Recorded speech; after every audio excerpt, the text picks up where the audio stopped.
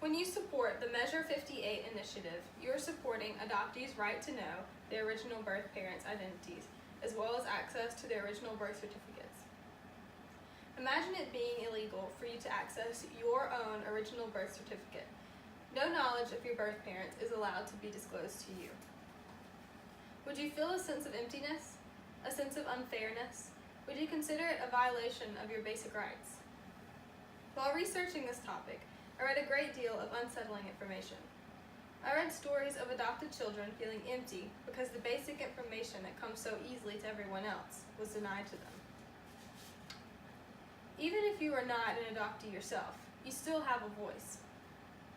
If more people advocate to help adoptees learn about their heritage, many people will be able to feel that empty feeling they have been carrying around with them their whole lives. In this speech, I'll discuss the adoptee's point of view as well as the birth parent's point of view. I will also bring adoption facts to your attention and identify the states that do and do not allow adoptees to access their original birth certificates. Now I'll introduce you to the Measure 58 initiative. A common issue parents of adopted children face is what to tell their children about their circumstances of birth. There are some parents who even avoid telling their children they are adopted.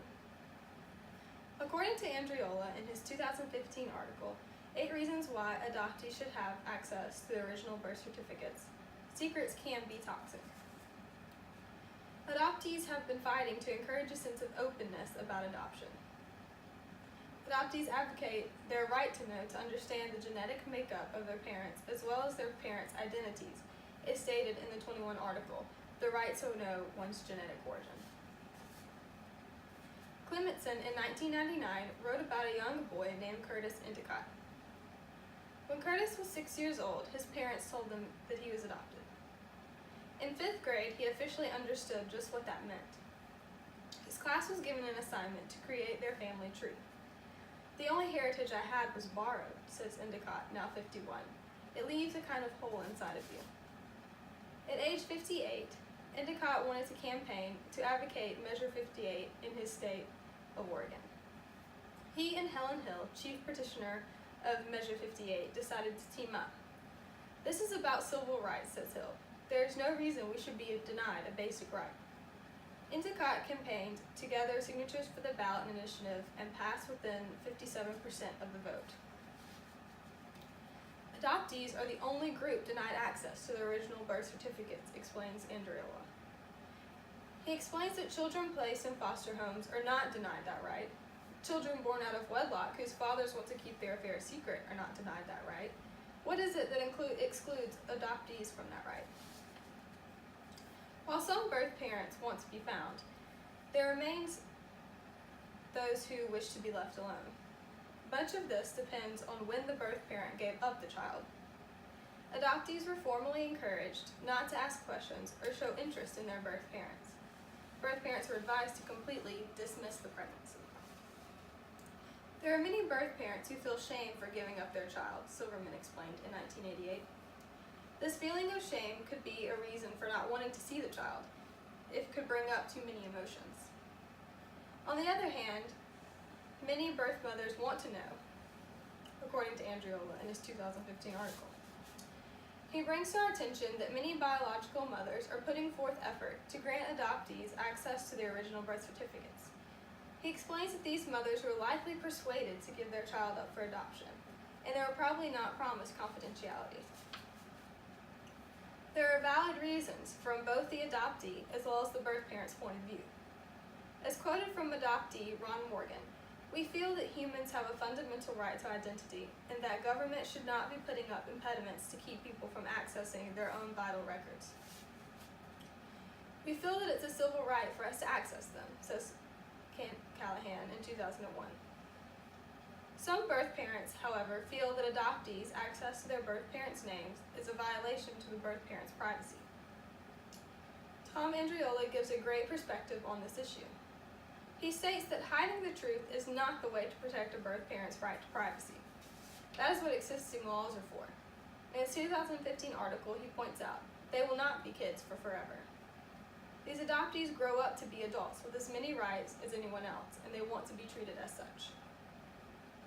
I'd like to share with you some findings of state access of original birth certificates for adoptees retrieved from the state adoption legislation. As of 2015, Alabama, Alaska, Colorado, Hawaii, and Kansas are under unrestricted access, which is the ability for adult adoptees to access their original birth certificates. Arkansas, Delaware, Illinois, Indiana, and Missouri are under access with restrictions. Access with restrictions is access for adult adoptees to the original certificates with limits. Connecticut and Massachusetts are under partial access. Partial access is access for adult adoptees to the original certificates who are born during certain years. Maryland, Michigan, and Minnesota are under partial access with restrictions. Partial access with restrictions is access for adult adoptees born during certain years with limits. Arizona, California, District of Columbia, Florida, Georgia, Idaho, Iowa, Kentucky, Louisiana, and Mississippi are sealed. Sealed means that adult adoptee access to their original certificates are very limited or not accessed without a court order.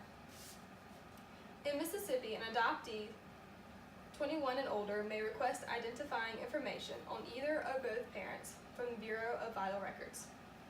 If the birth parent did not file a prior refusal, the adoptee can request that agency conduct a search. Unless the birth parent files a consent, identifying information cannot be released except upon court order. This speech should have enlightened you on the frustration and unfairness adoptees face regarding restriction against knowledge of their heritage. Denying the individual access to who they are can be a mentally damaging thing. They are permanently left with a chapter missing from their story. Many adoptees feel the need to know who their parents are. Many birth parents want to remain hidden. There is a way the two could compromise with each other. If adoptees could access their vital records, birth parents who wish to remain unknown could utilize the social laws that are already in place. This way, adoptees know their heritage, and birth parents can remain out of contact if desired. It is their right to know who they are.